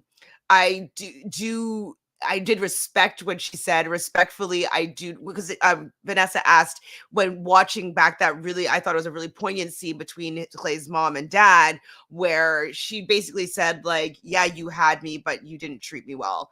And she said respectfully, I do not want to be Clay's mother in this situation. And so I think that the relationship is done. Mhm. I do think that he appreciates who she is, but he was never going to be the man that is going to be the man that she deserves. And I think he's only saying that because he knows that he's not going to have to prove it. So I agree with you. I think that he realizes that AD is the catch of the town, that she did things for him he did not deserve, and that while he was absolutely right in ending it, because he's screwed up, he's never probably going to get an AD ever again. Probably And not. I appreciate that, because he shouldn't be saying all of that. I do think it's a classic case of, oh, you miss what you have when it's gone. That's not to say that I want him with her. That's not to say that I think that he deserves her. That's not to say that I think he was in love with her. He has no capacity to love her in the way that he needed to love her. Not So yet. to say you are the love of my life is disingenuous. And I have to give some props to Clay, though. Their segment and what he spoke about with him and with oh my god, Browns. What's his name? Oh, Brett. Oh my god. Yeah. Such I thought a it was lovely conversation. really, talking about Black men and actually being able to like not want to pass down anything that they've learned from their Generational traumas. Exactly. I thought it was a really poignant conversation. Mhm. I appreciated Clay giving props and respect towards Brett and his relationship and how he navigated it. And I also really appreciated Brett coming back and saying, like, I appreciate it. Like, thank you so much. I'm humbled by what you've said to me. But it was a work in progress for me. Yep. I did have to work through it. I did have a lot of fears. We saw some of his fears in the show, and like we were worried that he wasn't going to say yes. And you know what I mean? Like, and so there were so many people who hated on Brett because they swore he was going to break Tiffany's heart on the altar, kind of like Clay did. It was really bad there. I don't know if everybody, because I remember some people like, he doesn't like Black women, he doesn't like her. I remember he's from Portland, he doesn't like Black women. I remember it. And the difference between a Clay and a Brett is, I feel like Brett did the work coming into the pods. Clay acknowledges he did not. And I feel like Brett got out of his way, and Clay acknowledges he could not. That is the difference. And I do feel like they are really great examples to show Black men and men in general of what you need to do to be ready to be a husband. to somebody? Mhm. Is it going to be easy peasy? Is it going to be, oh my God, yes, I can do this. There's nothing to it. No, it's going to be scary, and it should be scary. But that doesn't mean that you can't find the person to have the capacity to love you through it. And if you've done the work within yourself. Mhm. And so for Brett to acknowledge, my home life wasn't all that kosher, but I had to get out of my way, and I did. I loved this conversation. Mhm. Absolutely loved this conversation. And the fact that you had two Black men I've never being seen able that to on be TV emotion. before. Yeah. Being able to show their emotion, being emotional, expressing love between the two of them and appreciation. This was one of the best conversations I've ever seen on reality TV between two Black men. I don't think I've ever seen anything like it before. No. Not that I can think of off the top of my head. I might be mistaken, but I was really I was very thankful that Clay brought it up. I'm very happy that Clay also has admitted that it seems like he's maybe gone a few times to therapy and Mhm. tried a few different people. I don't think Which he's is been great. in I want consistent people to therapy yet. understand that's what you're supposed to do, because Mhm. like, if don't stop going to therapy because you go to the therapist and you and the therapist don't work out. Keep going. Yeah. So I hope that it becomes a long-term conversation with somebody that can help him really work through the generational trauma that he has been taking on his own shoulders, Mhm. because the fact that we saw his fear of cheating on AD and what he learned from his father Mhm. ruined the opportunity for them to be in a fully committed love relationship.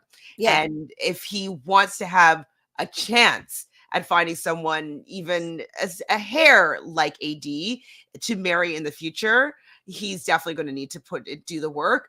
I'm happy though that it seems like he is making a step in that direction, and this segment is the only segment that I teared up for. Yeah. So I appreciate it. I do feel like you can tell a little bit of that Clay is getting some work in. He Just the speaks way really well. yeah, just the way he's talking about himself, just the way he's talking about the situation, the way it feels like he is less guilty. He does say, that his family is dealing with a lot, but he's not taking it on, just like AD's mom tried to tell him to do. Don't take on your parents' issues. So he's going to He therapy. got a lot of emotional maturity Yes. in the last I year. saw it. I will give him that. And he does acknowledge, like, he realizes it was hard for him to transition from an athlete to, now living where you have to, confront probably monogamy. You can't cheat, which I do appreciate it now, because I think athletes try to gloss over it. Oh, we don't do that. You do. You do. I got hoes in Exactly. different area And so he codes. does say that he watched Area Love Is Blind codes. season 4 because AD and her mom had put it on, which we get speculated. And he does say Brett is the person that he felt was the personification of a good husband. And I love that. I love that we are getting, I mean, we see it, but sometimes I wonder if our white counterparts do see that somebody like a Brett is the personification of a good husband, or do they not get that? Right? I don't know. Well, hopefully we'll hear some conversations in some of the recaps. Yeah. Because a lot of people that recap the show are not of color. So Correct. I will like to hear if they have any thoughts about this particular segment, because they could have easily clipped a lot of it out, but I felt that they left a lot of it in. Yes. And like we've already said, we've never really heard of conversation like this on TV. So I am very curious to hear the response from other people that it will definitely be an unfamiliar conversation too. Absolutely. And usually it's because there's not enough of us in the space to Well, they have, never usually show Black love or on they should, or they TV. should. And so let me see. Q comments. Rachel did not believe him. That he's saying he's the one deeply in love with her. But I will listen, production manipulates a lot. So they cut and splice and I don't take a lot of the stuff he said before, because even somebody pointed out some of that was like before he said no, some of that was after he said no. We don't know what the questions were. We don't like what the question could have been. So what would be a reason why when you go to the altar you don't say yes to her? And then because I wasn't deeply in love with her, because of that, yeah, and then put it all together. Yeah.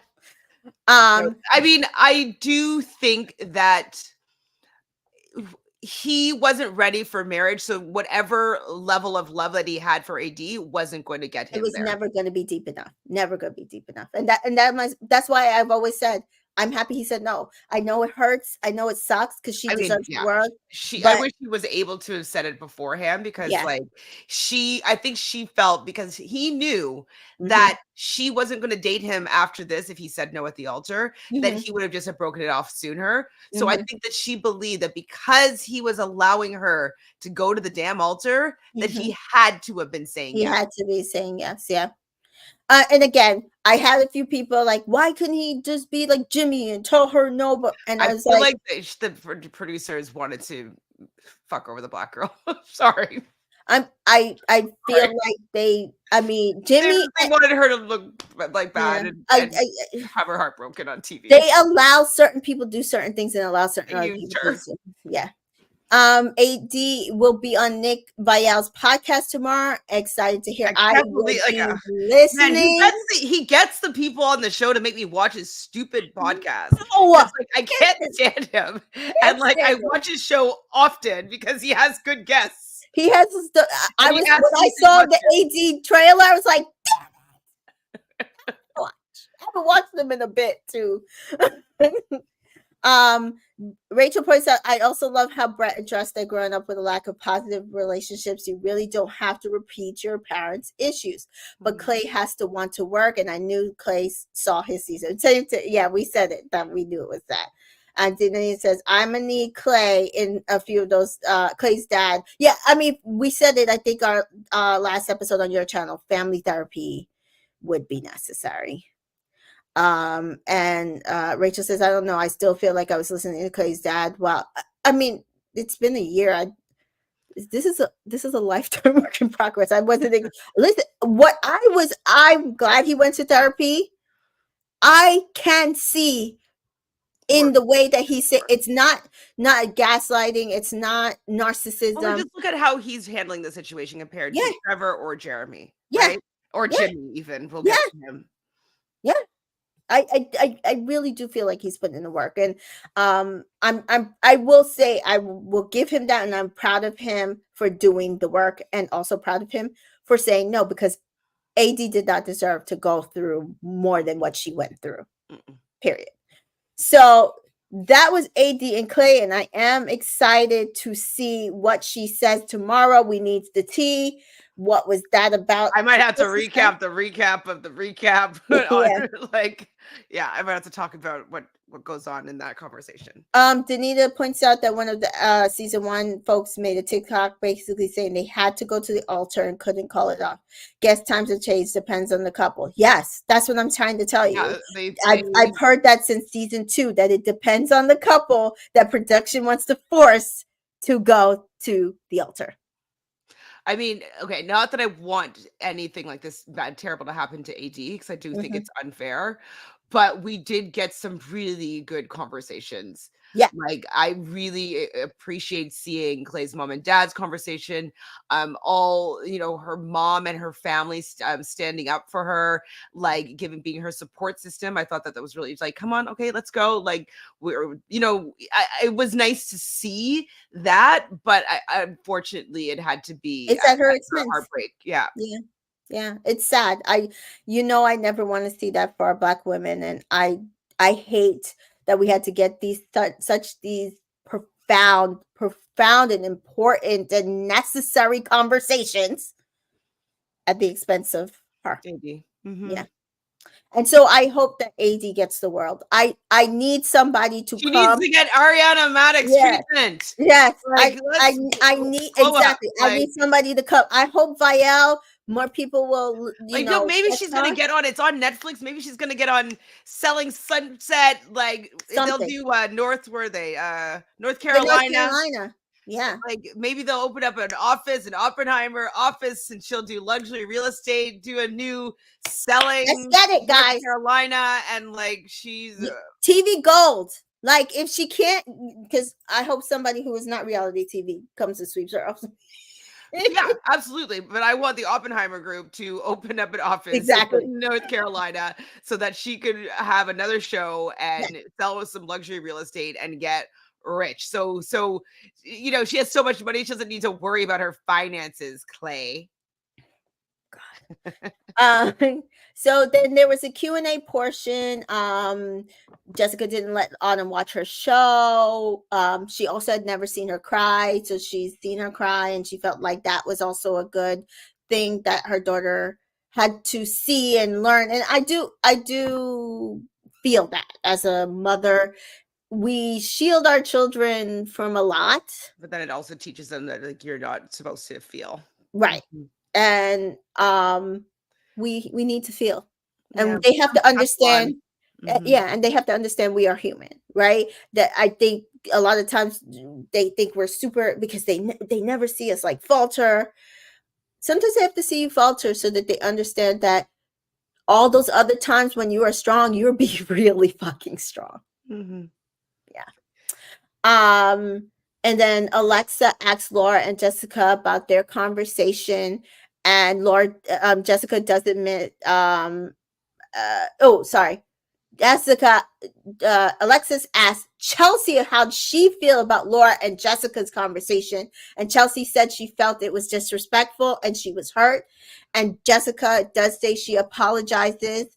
Chelsea is one of her best friends. It was not her finest moment. She's not asking for any grace of that moment, and she again profusely apologizes. But I also feel like that was a human moment. What did I tell you? I said it was petty. It was petty as fuck, but it was also human, right?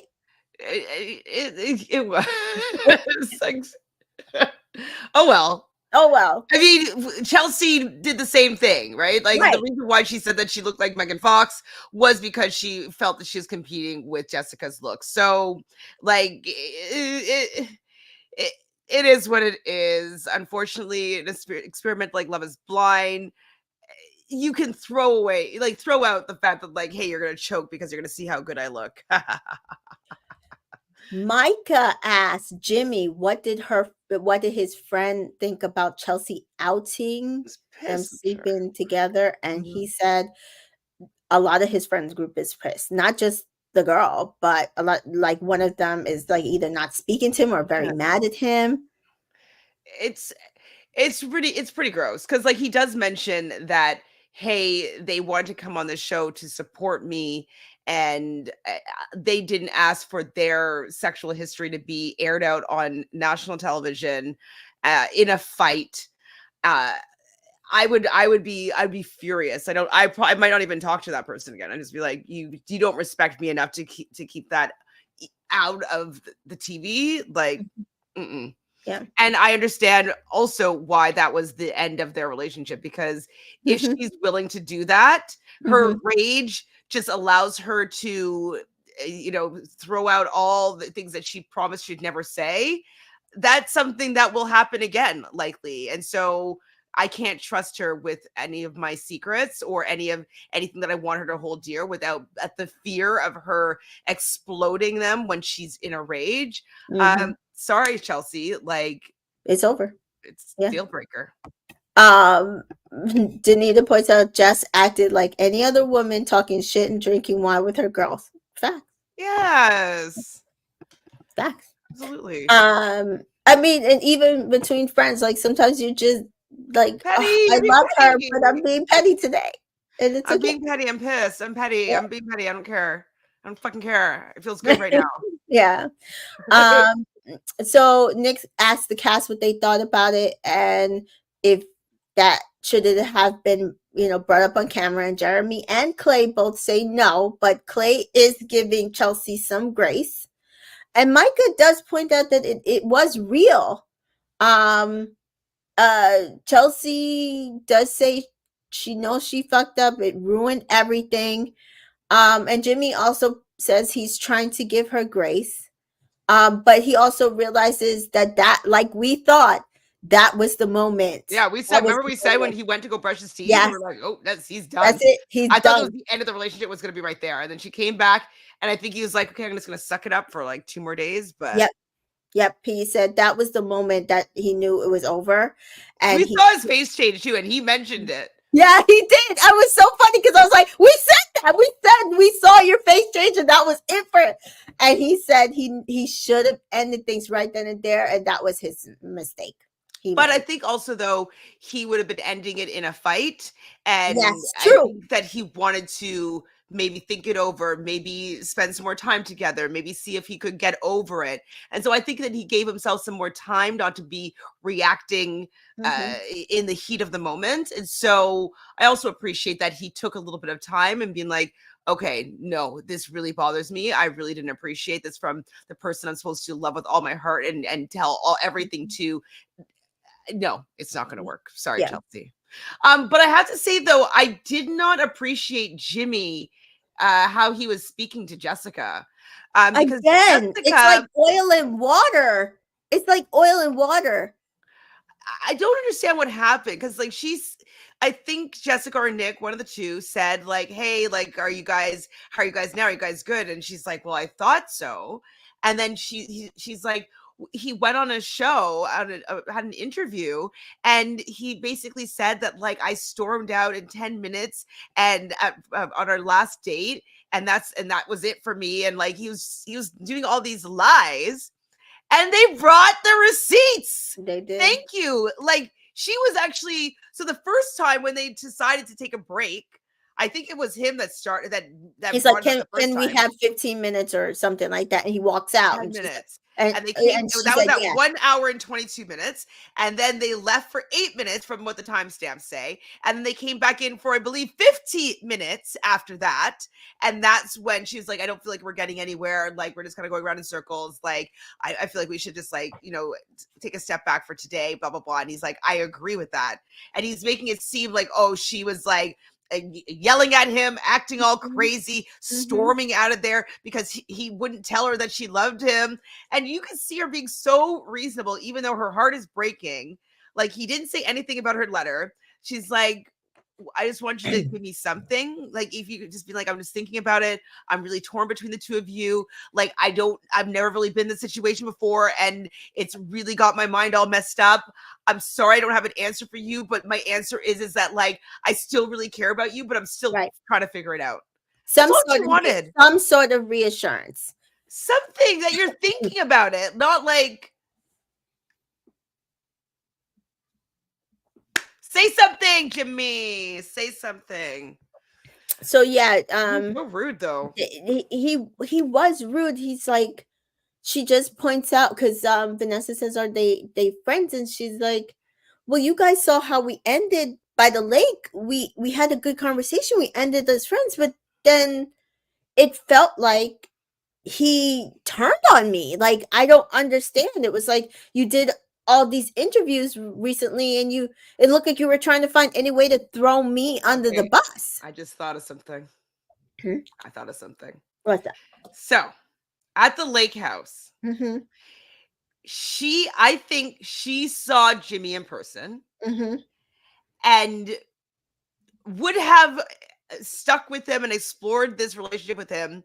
If he had chosen her, she would have stuck by him.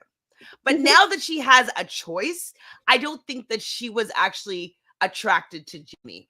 Oh, but yeah, no, I think that's what was like underlying in what she was saying about, oh, we're just, I think you saw, we were just friendly and we were never, I was like, you weren't attracted to him. And I think that Jimmy, though, was he saying, yeah, like, oh, like I'm all in for Chelsea, blah, blah, blah, blah, blah. But if that door was open a little bit for Jessica, because he knew at this point that he was ending things with Chelsea, I believe. I can't remember when the fight happened. It didn't happen yet? No, it didn't happen yet. Well, he probably had an idea But I that still like think he it's had an not going idea, to be but working yeah. out with Chelsea. And if he knew that door was open with Jess, maybe he would have ended it sooner. Who knows? But I Mhm. think the fact that she wasn't that interested in him, I think his ego was bruised. That she wasn't still pining away from him like Sarah Ann is pining away for Mhm. Jeremy. That she will do anything to be with Jeremy. That Mhm. he wanted to get her back. I think his ego was hurt that she wasn't still interested in him now that he saw her in person, and he did the only thing that he could to get back at her is kind of tarnish her character. Yeah, I mean, and he even says that, well, I was waiting for her to say, I love you. And she never said it in the pods. Uh-huh.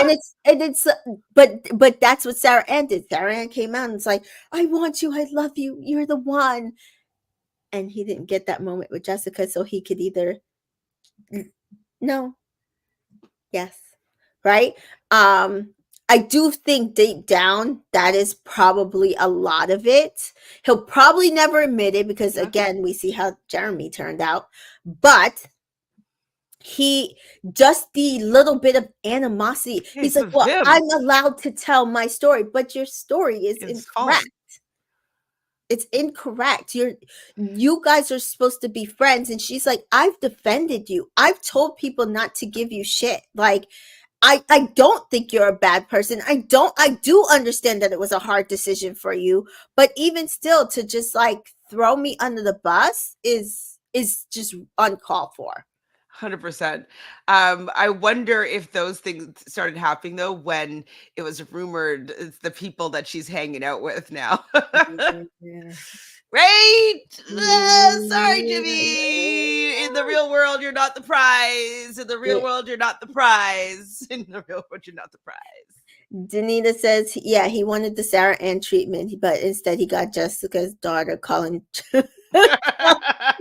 True. Rachel says just Jimmy was just pissy. He was getting backlash, so he tried to get her some. And that's literally, he's just bitter. He's just Yep. bitter. Yep. And I do think there's a possibility he might think that she came on now finding out that sorry guys that he that she, how like actually influential she is because we know she has a large following. Yeah. Let me see She's her following. Sorry, go on. she's been gaining a large following as the show has been going on. Sorry about that. She dated another large influencer. I think he was just like, oh, she definitely came on for TV. How dare she? I never stood a chance with her. She definitely came on for TV. I don't give a fuck what people think about her. So he starts throwing her under the bus. Like, I think also though, like he's trying to deflect from the fact that the reason why he didn't choose her is because she had a daughter. That too. It's He will like, never admit it. He will never admit it. oh man, I was rooting for him a little bit Mhm. more before we saw this Mhm. reunion, but I didn't like the way with his face was being. I was just like, you're being a dick. You are. You I dick. I do appreciate he's been kind to Chelsea. Mhm. I wish he would be kinder to Jessica. I do feel like I'm not saying that she just didn't do anything wrong in my opinion. Oh, she's a comedian? Is she? It says comedian in her Love is Blind or his her Instagram thing. It says Mm. comedian. I really think he believes that she came on for clout, She might have. and she might have, but you still But didn't she did pick it her, so better. it She doesn't did it matter. better. She did it better Exactly. than he did. So and it was your choice because you could have picked her and dumped her. But they do bring up the Megan Fox thing, and Chelsea's like, "I'm proud of how I handled it." I'm like, "Girl, that's all you have to say." I would be apologizing. I'm like, if I went on there and been like, I look like Regina King. I look more like Regina King than you do. I Exactly. don't look like her. And that would be like, and then Regina King is like, what? What's the girl doing? And all Chelsea needs to say is like, I know it's because I have brown hair and blue eyes, that people have told me that I resemble her before. I Mhm. should not have brought it up in Experiment, where we're trying not to talk about looks. I was feeling insecure and I wanted him to think I was pretty. Yeah. Okay. All you have to say. If you have resigned yourself to your insecurities. Now, that being said, AD points out that the Mhm. Chelsea she saw on TV is not the Chelsea that she knew. She probably knows the Chelsea in the pods, Chelsea. Mhm. And then she saw the Chelsea in a relationship. She's like, whoa. She's like, it was wild. Wild. She's like, the Chelsea that she knows is confident, just bubbly and fun. And she's like, I saw none of that. I saw none of that in her relationship. And that's sad. That's sad that it, like, you cannot feel secure enough in your relationship to be yourself. Mm-hmm. Because that's what it comes down to. Jess has a 750,000 subscriber or followers on Instagram.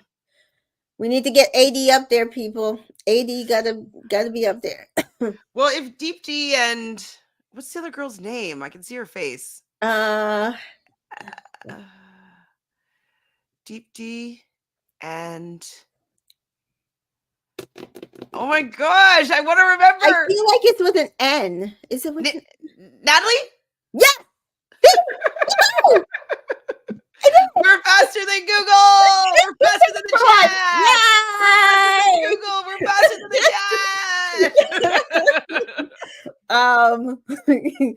Danita says Chelsea saying she slid the Megan Fox comment in there. Girl, be fucking real, for real. You asked Jimmy who he looked like so you could say it. Yes. Yes. Oh my God. It's terrible. And they really did not touch much more on Chelsea and Jimmy. Chelsea has 589,000 subscribers. Yeah. Who's following her? Wow. Why? Nobody that I follow follows her. Okay, that's good, I guess. Okay, sorry. Go on. And so here, I think somebody said, Rachel Marie says, people were mad that Chelsea didn't get more heat. Were you mad? No. I was happy that she wasn't the star of the reunion because she did take a lot of the screen time during the show. Yeah. And I don't think I needed to hear any more from her personally. So I was actually okay with the fact that there wasn't that much focus on her. Yes. And I think that's also what Brittany was saying. Oh, wait. They're saying we were faster than the chat. Yes, we were. Yes, we were. We might have typed it, but it doesn't show up here for a bit. Yes. Like when she clicked on it is when it shows up on our side of the chat. So you guys see us talk about it. You type it in the chat and it takes like 60 seconds before it pops up for us. So we were faster. Maybe not faster than you typed it, but faster than we saw it on our end. Right. Jerks. I love you guys. But that's what Brittany was pointing out. She was like, oh, thank you. I have my time now. Like, yes, Chelsea stopped speaking. Jessica stopped speaking. So I can actually have my moment in the sun. And I mean, fair. So I agree. I think it's good that Chelsea wasn't the star of the show because I feel like unless she's going to sit there and say, yes, I'm in heavy duty therapy and yeah, I don't really need to hear from Chelsea. Chelsea is another one that needs to do some work. And until she realizes that, I mean, she says she is, but I've not seen it. So I don't. I definitely, I feel as though, yeah, I'm happy. I don't, what else do I want to hear from Chelsea about? I maybe would have want to hear if her and Jimmy dated at all. Maybe I'd like Yeah. to hear that. Yeah, because they've been seen out. I don't think that they're together, but yeah, we'll see. But that's probably about it as to what I would care to see, right? Yeah. Danita says that there was a TikTok that said Jimmy's horoscope sign is big on trust, so that moment was it for him. I don't What's remember his what sign? I don't remember what his sign is. Is he another one of those Scorpio? Are they another Scorpio Virgo combo? I think it was something. Yes, Are they? yes, he's a Scorpio. Yeah, you can't do that to a Scorpio. No, yeah. You- Oh shit, I Hold on, forgot. let's- Oh yeah. Hold on. Is it Bachelor Horoscopes that has all those? Yes, Bachelor Horoscope did a layout for them. Oh, maybe I have it in my images. So they do go over Zach and Bliss's wedding, which we know that a lot of their castmates did show up to, which was fun. And Bliss is looking beautiful and glowing, and we wish them such a great and happy birthing experience. And then they do talk to Alexa, and we found out again that they're pregnant. We did see them announce that. And thank God all these babies, so that Vanessa could actually concentrate on interviewing these people. That's obvious. The last couple of seasons, all she was been caring about is babies. And so now we got the babies out the way, so she can be hard hitting this time. Happy for it. It definitely, like, I was proud of how they handled this reunion. And so I hopefully though they'll get a lot of praise and accolades, and that it'll encourage them to be this good more often. Often, yep. So Alexa does say that they had fertility issues, but she conceived naturally, and they are not revealing their gender. And she did say that she asked Brittany and Kenny, did they just not want to just do it? And Brittany does go over the fact that she didn't just want to just have sex with anybody. She does want to wait until marriage.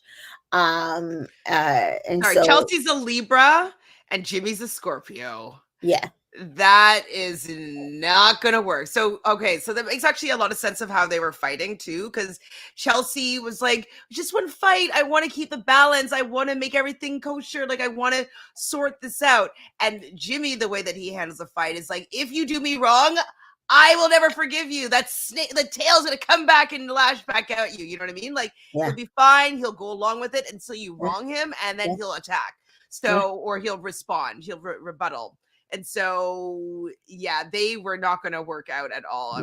I'm sure we probably mentioned that when we found out their signs originally, but Libra is an air sign and Scorpio is a water sign. Water and air do not innately go well together. Just think of hurricanes, just think of tsunamis. When water and air get together, it creates a natural disaster. I have met you mentioned a couple. The rare, actually, I met a couple this weekend on my trip to Colombia, and she is a Gemini.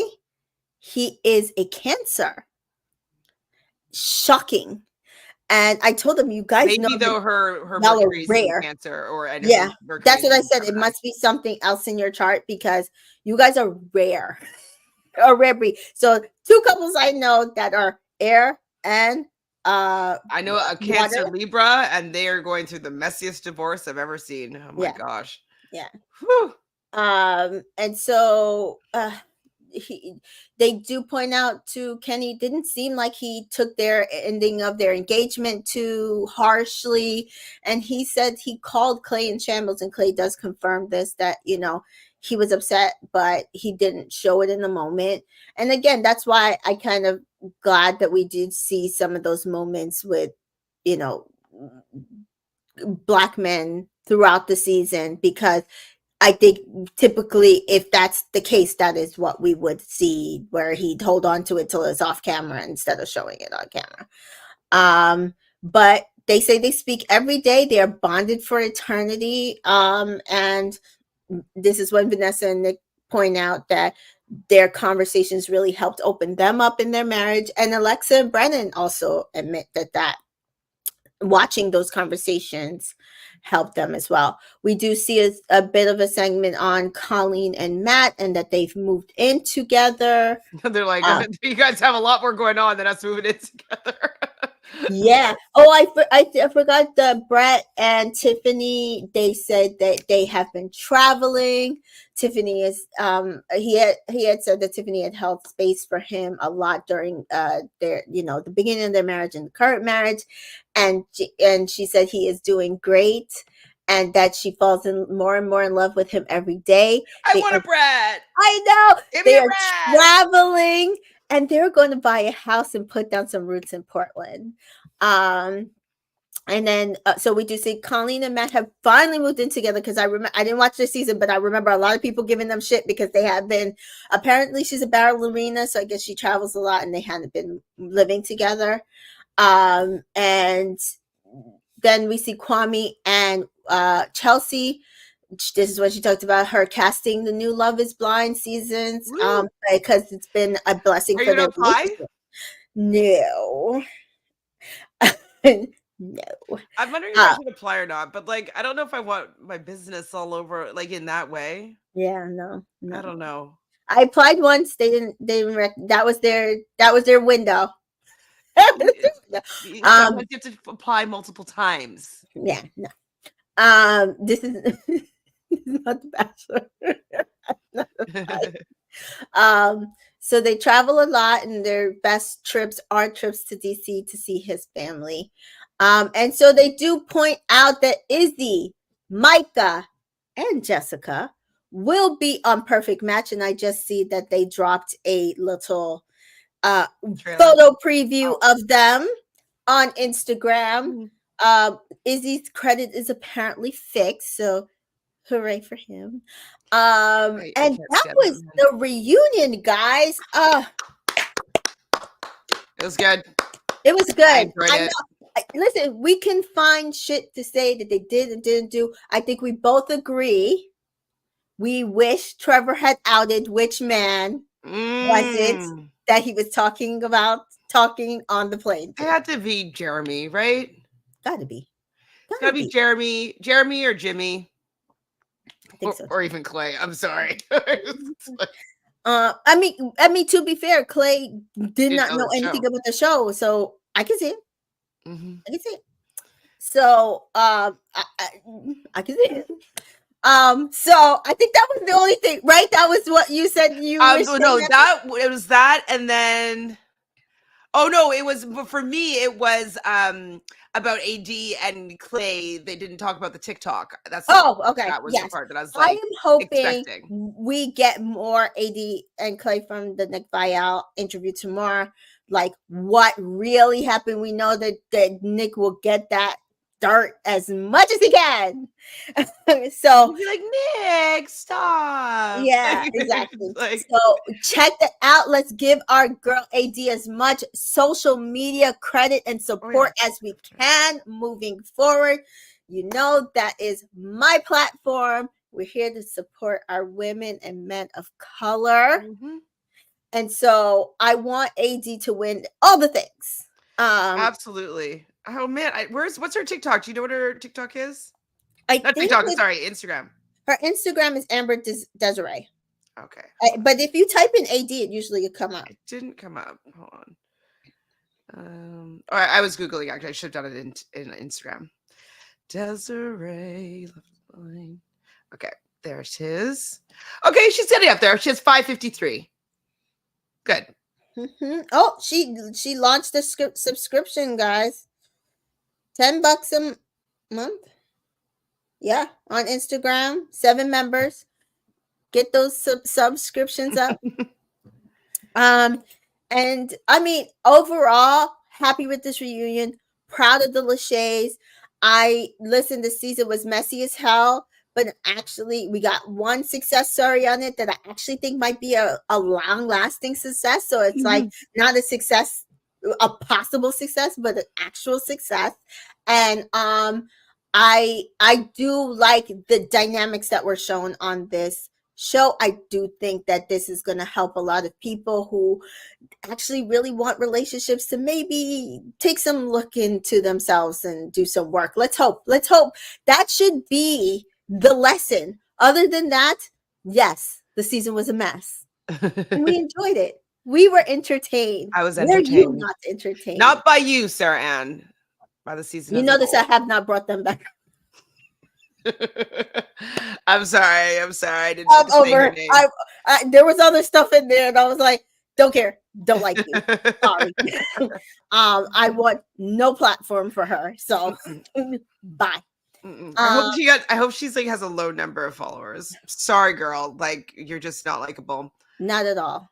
I don't. She needs to give a real apology to Laura, and then maybe, like you said, like we said, so she should have been softer. Oh, she would have been. Oh, it would have been such. Oh man, she must be pissed. Yeah, she's at 70.5. Good. And everybody else is at like over 500,000. Yeah. Danita says no one cares that they are together. Just take some accountability for hurting Laura. Period. Mm-hmm. And Danita did point out that Netflix just wanted a Gigi Damon meetup by trying to cast her on Perfect Match, which yeah. So only God knows. Maybe that's why Trevor's gonna show up on Perfect Match season 2. I can't. I didn't like Perfect Match season 1, so I doubt I'll be checking out. I'll watch it. You guys know I'll watch it, but I won't be covering it. I don't think. Yeah, no, because I think that I will. If Maria is the Bachelor, I will cover that season. Bachelorette. So, the Bachelorette, yeah. Yeah. I will cover that season. Yeah, and I will do Bachelor in Paradise if that whichever comes Paradise. First. You won't? There's no Paradise. You didn't hear that? Oh, maybe I did hear that. Yeah. The next thing that's happening is Bachelorette, correct? And then Golden Bachelor, and then maybe Bachelor in Paradise in the fall, or no, not at all. No, is Golden Bachelorette in the fall. Okay, so it wouldn't be till 2025? If that.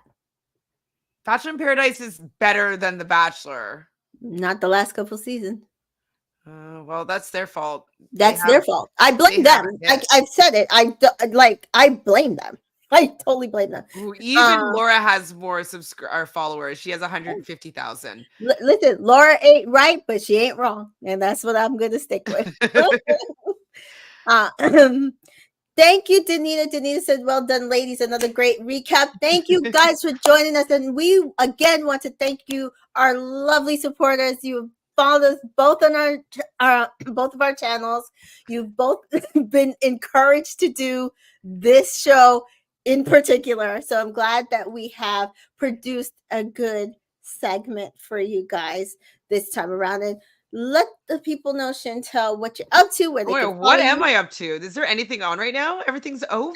Tar, Survivor. I'm not covering Survivor. I'm not covering The Amazing Race. I don't think. Big Brother Canada, I'm not covering. I will be, making appearances probably every other week or so on Robinson Podcast talking about Big Brother. But because there's no live feeds, I don't have like a regular gig. And now it's going to be like once a week or once every other week doing a recap after the episode, and they're only doing the eviction episode and then a roundtable on Fridays. So there's a lot less coverage now that there's no live feeds, so a lot less opportunities to go and do any recaps or coverage on RHAP. So I will be around there for Big Brother Canada, but not as often as you might have seen me in the past. For me, I'll be doing some content though for the challenge. So season 40 just dropped, and so last Saturday I did a live watch of me seeing the cast. So I didn't know who was up, and the whole list was muted because the person that posted it's muted. So like I was a blind reveal, which was really fun. And just like we went through the entire cast of 40. So look out for next week. We're going to do all the snubs. So we're going to do a cast for season 40 of all the people that didn't get the call to get on the season, regardless of whether or not they would actually do it or not. We're just going to do like an ideal cast of people that got the snub. So we're going to be probably doing that on Monday, but just look out for that. Subscribe to the channel, Reality Realness with 3 S's. Ring that bell so you know if you're going to go live on like some random time with some random content. But other than that, is that all I'm covering right now? Is like extra stuff on the challenge? Because a new season doesn't happen until April 13th. So maybe I'll start covering again Summer House Martha's Vineyard. So let me know if you guys liked our coverage of that. If you want to talk about that show, if you watched last season and you're planning on watching this season, let me know if that's something that you want, and I will make that more likely to cover it. Cool. So as always, you guys can follow me on Entertainment in Color. I have one more episode of The Traitors You Asked, so the final finale episode and the reunion to cover with my girls, Miss T Joy and Janelle Michelle. So we'll bring you that probably sometime till end of this week or this weekend. I was traveling to Colombia. I was not able to I barely watched the finale. I know what happens, but I really didn't get to watch, and I didn't watch any of the reunion. Yeah, so I need to watch it gasped twice. And then I was going to cover Traitors UK, which I probably still do. It did a 3-episode drop, and then there'll be weekly episodes. So I think I probably will stick to that as well. And I'm not sure if there will be anybody covering it with me. It might just be me. So I can help you out for sure. I'm not really doing anything right now. Cool. And then, yes, I'm interested in covering Summer House Martha's Vineyard. Since a certain castmate's husband will not be on the show, I might actually enjoy it better this week. I wonder who that might be. Yes. So, and I liked 90% of the cast, to be fair. Like, I thought it was a really good season. I was shocked at how well done the season was, save for that man. So, yes, join us both. We will be bringing you the coverage. I think that is the only things that are happening. Traitors New Zealand comes out at the end of the month, same time that Summer House Martha Vineyard comes out, and I think that's it.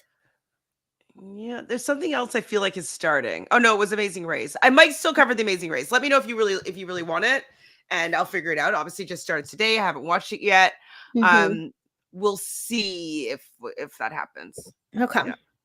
All right, guys. So again, thank you for joining us, and we will see you on our channels. Make sure you follow, like, and subscribe to us everywhere. But we will see you next time. Love you.